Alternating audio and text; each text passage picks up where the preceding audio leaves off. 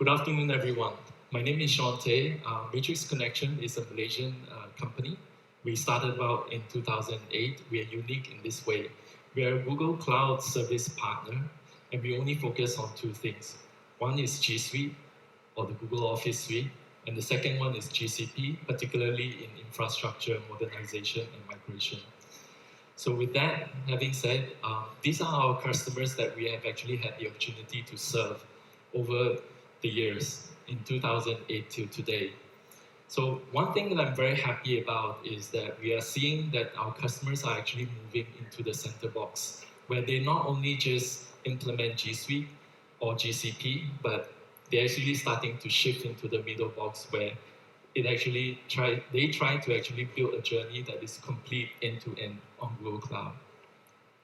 So what started mostly as a singular project for them at one point in time have actually become a complete end-to-end project for us. And the conversation has become, how do we start a digital transformation journey?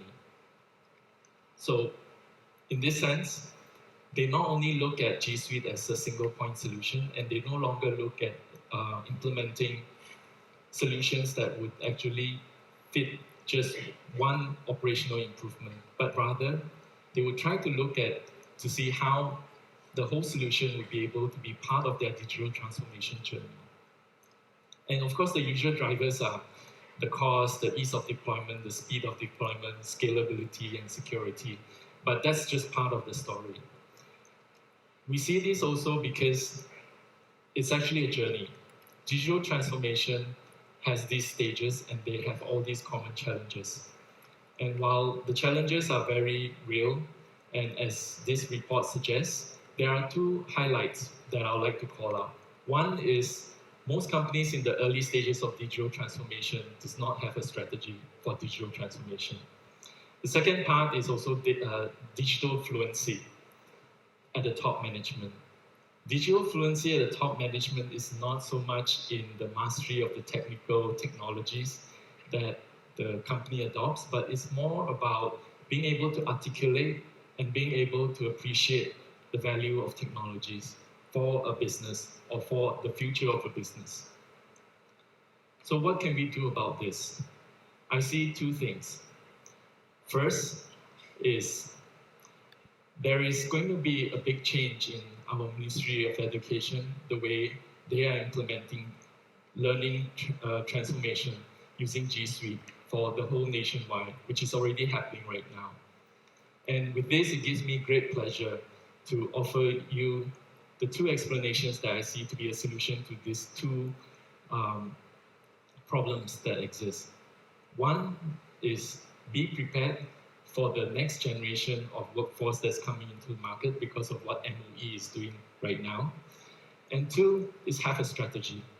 So to talk about the first portion, it gives me great honor to invite Dr. Shukry from MOE, who will be able to share with you more on this. Dr. Shukry.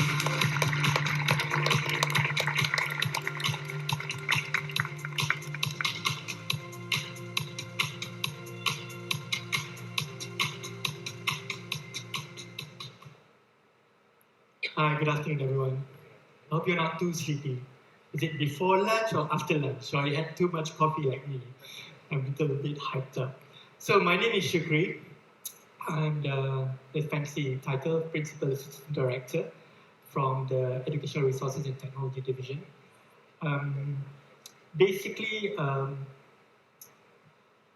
was given a job 6 months ago to transform digital learning for the Ministry of Education. So they created actually a new position for me called the Learning Platforms, which I thought was interesting. For the first time, the ministry was looking forward to something new. And in the first few months, I started researching on alternative platforms to deliver digital learning to teachers, students, and schools. So in line with digital learning, the centered student, and 21st century pedagogies, we started to look at alternatives in trying to deliver this to the classroom. And to be honest, I did quite a lot of extensive research, and I asked the ministry, how much money is there? And they said to me, no money. So that was an interesting challenge for me. So basically, I had to figure out a free solution that could deliver all these application services to our schools. So for us, the Google Suite for Education and Google Classroom was the natural pick. And to deliver this, I had to deliver it to 4.78 million students and 430,000 teachers. And I'll talk a little bit about that in a later slide. So basically, what we had to do was to come up with a strategy of delivering this within 2 months. Yeah? So, what did we learn from the previous implementation of online learning? So, the previous implementation had 3 issues. Number 1, the IDs for each student and teacher. So, previously, we had to onboard, transfer, and offboard each student and teacher every 6 months. Actually, it's more than 6 months. And the teachers had to do it for themselves. So we decided not to do that anymore, to relieve the teachers of that burden. Number 2, we needed to build an ecosystem because there's so many learning applications and services out there that we needed to incorporate into our digital learning platform. So it was a different way of looking at things. And number 3, most importantly, I think, is for the future of digital learning, we needed a platform for inclusion, which means it incorporated things which we didn't think of before. Yeah? So the democratization of online learning for us was very, very important. And it means that schools, teachers, students can actually choose their own learning platforms. Yeah? But they needed to, if they do, find a way to give us the data and information for feedback. So basically, we did 4.78 million plus 450,000 IDs, to be honest, in 7 days. And we actually crashed the Google server twice, I believe. Yeah? Because they didn't think about it the way that we did. Because all the previous implementation of Google Classroom and Google for Education was at the school level. This was the first time ever we did it in a nationwide level. Yeah? So what I did before was to talk to the education ministries of the Philippines, Mexico, a couple of people in Denmark. Yeah. So with that idea and thing, we created those ideas, what I call through Genesis. Yeah. 7 days of doing this, and we didn't basically sleep within 7 days of doing this. Yeah. And you can imagine 10,000 odd schools in Malaysia, and how many IDs, so we have to parcel out each name, each student, each teacher, yeah, and assign things to them. So that was a phase where we took about a month or 2. The next phase, we basically rolled it out, and we rolled it out on the 1st of July this year. So it's only been about 2 months or so. Yeah? And for the phase 3, which is the most interesting part, I think we came up with the idea that what else can we do to make the transition smooth? Yeah. So we thought of the Kubernetes cluster as a way of doing that for something. Yeah, we talked a bit about that as well. So going back to MOE's digital learning platform, we have different levels. So we have at the ministry level, at the state level, at the school level. So each one of these levels have a different service and different application. Yeah. So basically, you can imagine before this, Google had just one service at one level. So what we did was to actually build an ecosystem according to each level. Yeah. And gave them specific roles and responsibilities. We also figured out that we needed a centralized way for them to log in. So we created something called ME-DL, Digital Learning, edu.my. Yeah. So when they log in, they get those two screens. Yeah. And we wanted a way to tell teachers about the applications, about the services. Because if you log in a G Suite, you actually log in into Google Mail, Gmail. So rather than doing that, we created a whole sort of service for each teacher, each student. And also, we wanted to integrate with other applications because of that ecosystem idea, the democratization. So if you were another service, for example, and they wanted to come in, we could do that, yeah? Because it's an ecosystem type thing. Yeah? So we really didn't care what sort of service, as long as it's free. Anyone that knows me knows that it's tattooed on my forehead, right? Nothing paid. So the other thing that we learned from the previous implementation of the LMS before the 1st of July was that we didn't get any feedback. We didn't know what was going on. Yeah, so it was very complicated. The data was so complicated. I'm a data scientist. Well, kind of. It's my hobby. And they gave me a spreadsheet was so big I couldn't figure it out. Yeah, that was the previous one. So in this implementation, we ensured that we created dashboards for feedback. So again, 1st of July, we created 6 dashboards to see, first of all, usage. Yeah. So when they logged in and started to use the platform. But for us, we wanted to look specifically at adoption. Now, what does adoption mean? As you see from the screen, it means that they started to use Google Classroom for their lessons, yeah, and specifically what for, which subjects, and for how long. Those are the questions that we needed to know. Yeah, it's not about tracking what they're doing. It's like giving us more ideas, more things that we can provide for them, yeah, from the feedback. So we figured out that adoption rates are more important than the actual use. To be honest, within 6 months, we have had actually more than 500,000 logins into the system within a month compared to the previous one. So we actually beat all records across the world, actually across Asia Pacific. Yeah? So no other country actually have done that before. So Malaysia is actually now, I think, should be a case study for nationwide deployment. Yeah.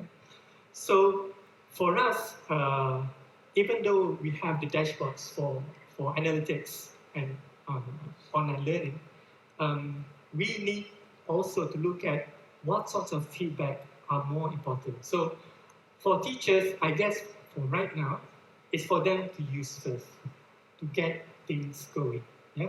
To get comfortable with the teaching and learning online. Yeah? I think I should end there because I talk too much because I'm a teacher myself. So I hope you found it interesting. If you have any questions, please don't hesitate to come and see me. Thank you very much.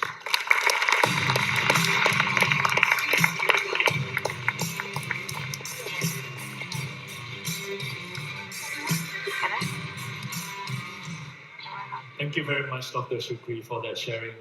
So I'm very excited about this initiative because it really means that right now, the next generation that will be coming into the workforce are already wired digitally. So if you're an organization, you better start thinking how far you are on this digital journey. Are you still in the early stages or at the developing stages or the mature stages?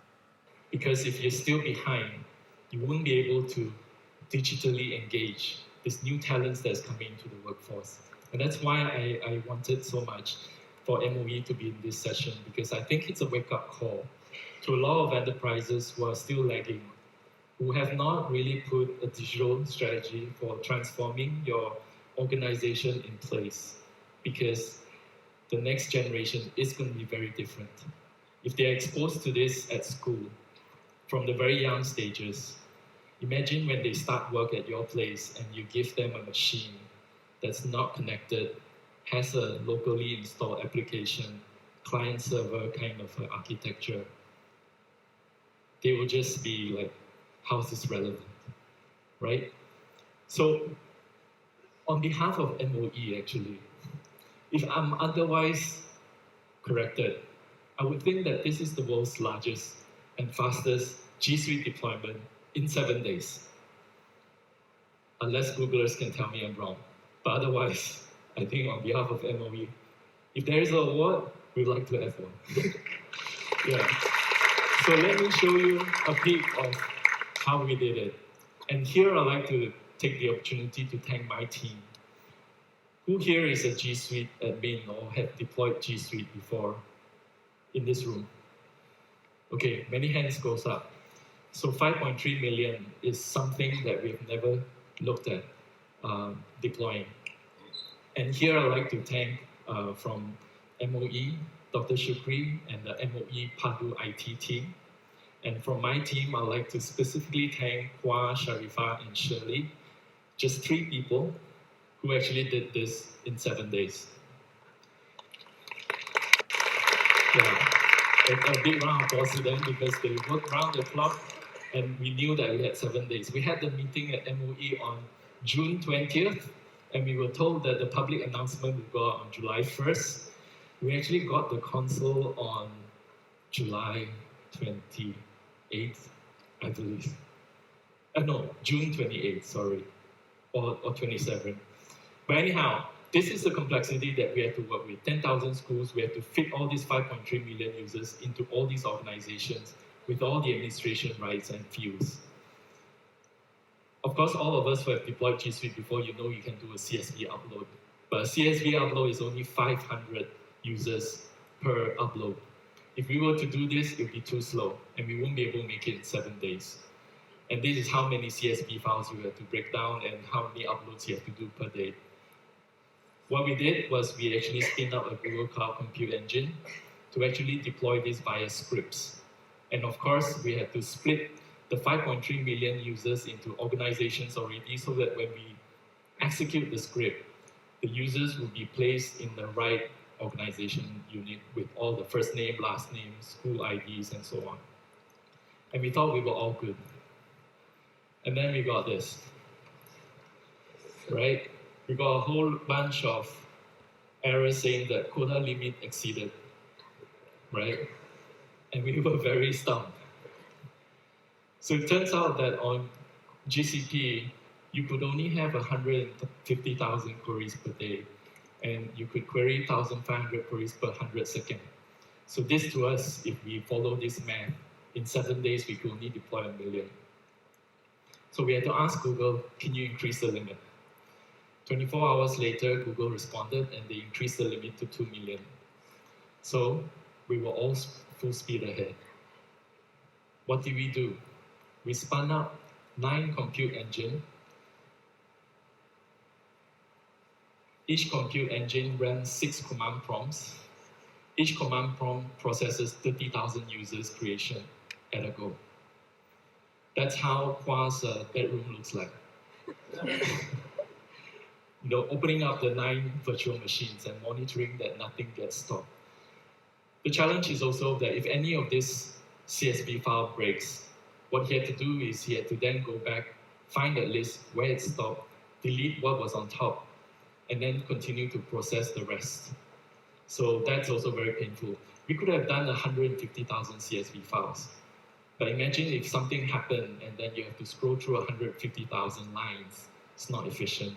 So the team worked out that this was the best configuration by some mental genius. So we worked through the list, going through, and if you actually look at the deployment dates, it actually looks like this. So on July 1st, we actually created 1.76 million users on a single day.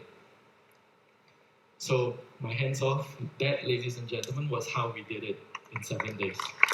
Thanks to your team. The MOE Public IT team was also very great because they gave us the list which had like a whole bunch of data, but we needed to massage it and all. So this gives me an introduction to the second part of the solution. Remember I mentioned that the first part is be prepared for the digital natives that's coming to your workforce. The second part is really have a strategy in place. We've been very fortunate that in the last September 2018, together with AirAsia's infra team, our team and our CTO was able to work with them to move 40 enterprise applications entirely to the cloud. AirAsia is a digitally mature company, and in that we learned a lot, moving 40 enterprise applications completely to the cloud in 9 months. So, but it takes strategy to be able to do this successfully. And in here, I'd like to share with you a customer of ours, which is MRT. So MRT IT team embarked on G Suite back in 2012. And it didn't stop there after they implemented. In fact, what IT team did was every quarter they had workshops and trainings to continue to drive 3 things: adoption, as what Dr. Shukry mentioned, collaboration, and then integration. And with all these continuous workshops that happen quarterly over the years, this is what they got out of G Suite. Nothing outside of G Suite, but everything within G Suite. They had an intranet, they had data collections using forms, sheets, and Data Studio to actually visualize them. They had microsystems, which we'll talk about a little bit, and they even had e-learning, which is their next embarkation, since actually G Suite comes with Google Classroom as well. And that is very recent for the business. So the approach that they have taken is actually to look at and engage users on all the touch points that they could actually piece together using whatever that is already available in G Suite. And the first system that they came up with was this employee assessment system, which initially HR thought that they needed to buy a system to do this. But with the openness and the engagement of the MRT IT team, they were able to create a Google form and create some unique workflows and some unique formulas to also use AppScript to calculate the final scoring and also to trigger all the emails to match all the metrics of which employee should get what form and who is the assessor for the employee. The next system was an e-bidding system, which is also very interesting. So MRT has assets that they will dispose. And what they did was they used Google Sites, Forms, Sheets, AppScript, Data Studio, and Gmail to actually create a bidding system. And in this bidding system, what they were able to do was to get people to pre-register and then bid online. The first and the second, I think there's been 4 rounds of such bidding. The first and the second were mostly phones and tablets, but the third and the upcoming I hear is mostly trucks, cars, lorries. So this all happened with procurement watching, of course, and the CFO as well. And then I think I like this one. So who here has to generate weekly reports?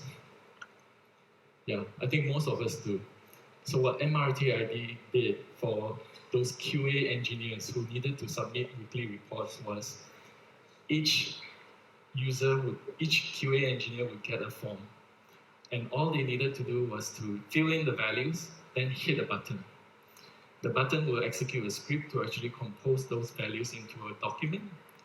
And the document will auto-convert to a PDF, and then it will shoot an automatic email attaching the PDF to the HOD, and a copy of that PDF file is actually stored in Google Drive. So, an amazing thing that they've done. And I think, same like Dr. Shukry, it's all free. Or rather, it's all the imagination that they've been able to use, putting everything that is already available in the suite to cook up something. Now, I know it's not about technology here or in any particular brand, but what I think, to Dr. Shukry's point, G Suite is so open. There's open APIs. There are things that you can do to integrate. And I think your imagination would be able to get you very far when you piece all these puzzles together, as I've shown. And for finishing my slide, I would just like to actually mention the last key point here. Who here has heard of the term culture eats strategy for breakfast or lunch? Yeah, you've heard of it. So what it means is that you can have a great strategy, but when you have the wrong culture, that strategy will just not work at all. So how do you build this culture, right? Where we have actually engaged with another client of ours is Be International. They also had a strategy, again, on building a culture of innovation. What they did was they tried to engage every level of organization, every level in the organization, the end users, to have that culture of innovation through enablement trainings over a certain period of time, and then have identifiable quick win outcomes, just like the ones that MRT had, right? So the results are workshops like this, where teams would sit together, brainstorm, find ideas that has high business impact and a high ability to execute, piecing all the pieces together. And then what resulted next is prototyping. So each of them would actually be responsible to actually prototype that idea. So if this was the culture, you would be able to achieve what MRT would be able to achieve as well, right? So with that, we continue to believe that enablement of end users, engagement with end users, helping them to be more digital, to think more digitally in their processes will help. And at least when the digital natives come into the workplace, for those who are laggards, just don't be a showstopper, right? Allow them to experiment, allow them to be innovative. And in your organization, please have that environment to be able to embrace digital transformation. So how can we partner with you? At Matrix, we've been very blessed to be working with companies that has the intention and vision to continue on a journey that makes them unique, a journey that challenges the norm. If you're such a company, we would like to speak to you and talk about how we could partner together. So with that, I end my speech.